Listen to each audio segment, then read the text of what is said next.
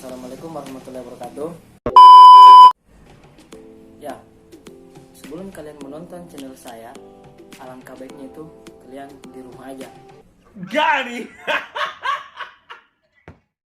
Lalu cuci tangan sebersih mungkin, terus tekan tombol subscribe yang ada di samping. Perkenalkan, nama saya Adipati Yusuf, biasa dipanggil Adi, Fakultas Ilmu Olahragaan, jurusan Pendidikan Jasmani Kesehatan dan Rekreasi, Universitas Negeri Makassar. Nah, pada video kali ini saya akan menjelaskan tentang tugas-tugas perkembangan. Adapun definisi dari tugas-tugas perkembangan itu ada banyak, terutama dari para ahli. Yaitu pertama, Elizabeth Bahler, teori dorongan motivasi atau teori yang dikemukakan oleh Morgan. Kakakmu saat kita pertama jumpa. Ketiga, teori dinamisme. Keempat, teori dari Cartona. Dan yang kelima, teori dari Hofgaard. Ya baiklah, tugas perkembangan merupakan suatu tugas yang muncul pada periode tertentu dalam rentang kehidupan individu yang apabila itu dapat berhasil dijelaskan akan membawa kebahagiaan dan kesuksesan dalam menuntaskan tugas berikutnya. Sementara apabila gagal maka akan menyebabkan ketidakbahagiaan pada diri individu yang bersangkutan, menimbulkan penolakan masyarakat dan kesulitan dalam menuntaskan tugas berikutnya. Adapun tugas-tugas perkembangan terbagi menjadi 5, yaitu pertama, tugas perkembangan pada masa anak-anak. Kedua, tugas perkembangan pada masa remaja. Ketiga, tugas perkembangan pada masa dewasa awal. Keempat, tugas perkembangan pada masa dewasa akhir. Dan yang terakhir atau yang kelima, tugas perkembangan pada masa orang tua atau usia lanjut. Ya, kita mulai dari tugas perkembangan pada masa anak-anak. Hofgaard membagi tugas-tugas perkembangan selama rentang kehidupan manusia, yaitu masa bayi dan awal masa kanak-kanak pada usia 0 sampai 6 tahun. Pertama, belajar berjalan pada usia 9 sampai 15 bulan. Belajar berjalan terjadi pada manusia antara 9 sampai 15 bulan.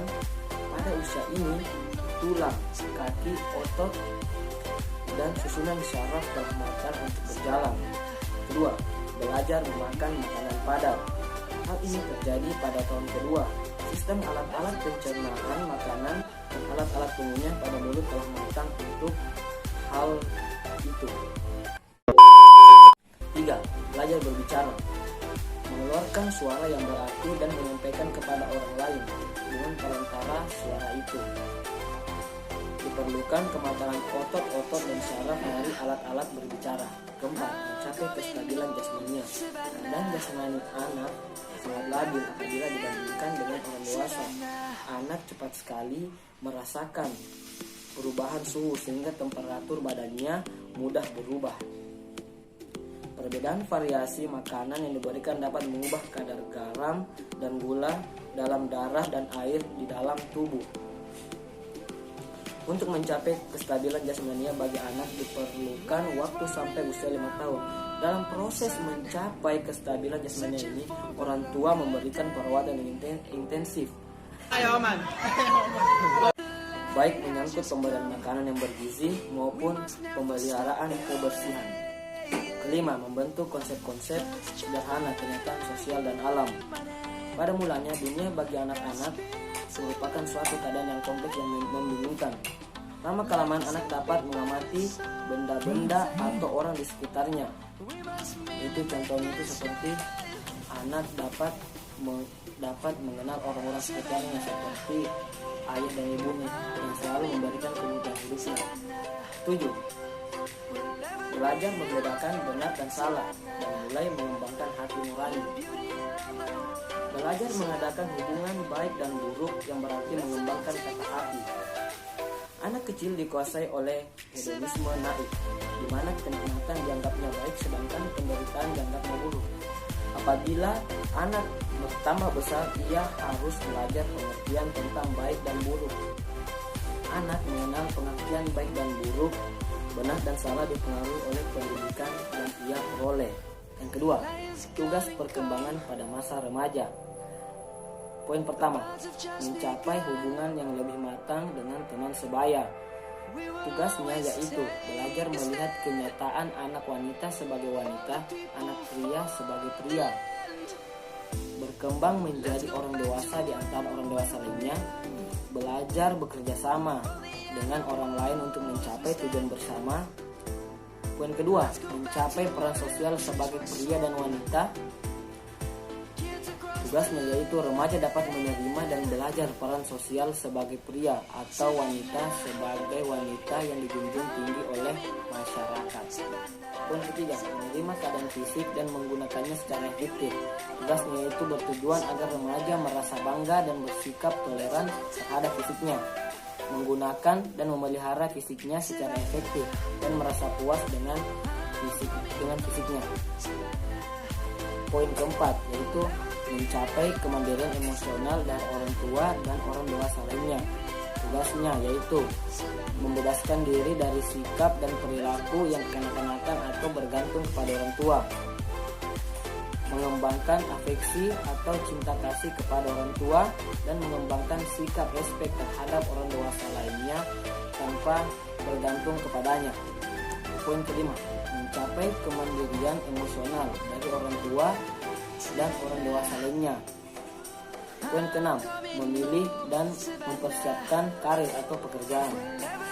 Tugasnya, memilih suatu pekerjaan yang sesuai dengan kemampuannya. Poin ketujuh, mempersiapkan pernikahan dan hidup berkeluarga. Tugasnya, mengembangkan sikap positif terhadap pernikahan, hidup berkeluarga, dan memiliki anak. Ketiga, tugas perkembangan pada masa dewasa awal. Tugas perkembangan fase dewasa awal. Pertama, mampu melakukan peran-peran sosial sebagai laki-laki dan wanita, mampu memilih dan mempersiapkan diri untuk suatu pekerjaan, belajar mempersiapkan diri untuk perkawinan dan hidup berkeluarga. Keempat, tugas perkembangan pada masa dewasa akhir. Tugas perkembangan pada masa dewasa akhir yaitu memiliki tanggung jawab sosial dan kenegaraan sebagai orang dewasa, mengembangkan dan memelihara standar kehidupan ekonomi, membimbing anak dan remaja agar menjadi orang dewasa yang bertanggung jawab dan berbahagia, menerima dan menyesuaikan diri dengan perubahan-perubahan fisik sebagai setengah bayar. Kelima, tugas perkembangan pada masa orang tua atau lansia.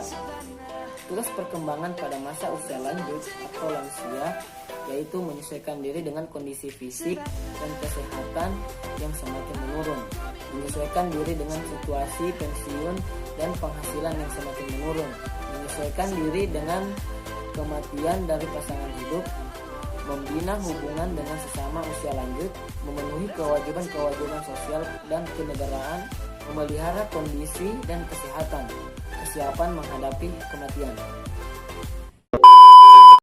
Ya, itulah tadi penjelasan dari saya tentang tugas-tugas perkembangan pada manusia. Berhubung channel ini adalah channel pertama saya, mohon maaf apabila ada salah kata dan pengurangan atau tingkah laku dari saya yang kurang berkenan di hati teman-teman, mohon dimaafkan. Baca. Wabillahi taufiq wal hidayah. Wassalamualaikum warahmatullahi wabarakatuh.